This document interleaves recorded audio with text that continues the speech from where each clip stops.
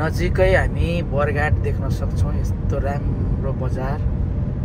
अब चाहिँ यस मोड आउन लागेको छ। यस मोडमा चाहिँ पहिला बहुत दुख तकलिफ होता था, अहिले चाहिँ एकदम साफ सुथर ठुलो छ्याक्का बाटो बनाएको छ, जम्मै काटेर है। नजिकैको यो बजार चाहिँ तपाईँको बरघाट हो। र हेर्नु अहिले चाहिँ जस दाउन्नेबाट तल झर्ने क्रममा यो यस मोड नजिकै हामी आइपुगेका छौँ। यस मोडमा चाहिँ पहिला जस्तो चाहिँ यहाँ एक्सिडेन्ट हुने सम्भावना छैन।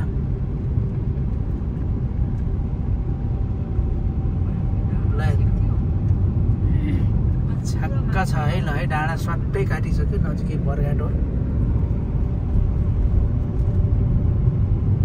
ल हेर्नु चाक्लो बाटो छ यस मोडमा।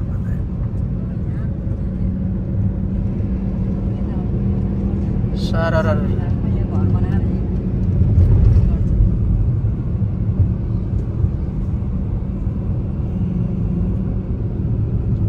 बर्दघाटको यस मोड अहिले यस्तो राम्रो भएको छ है।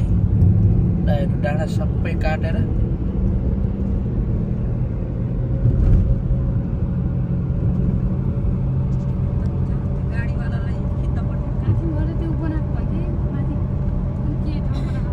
माथि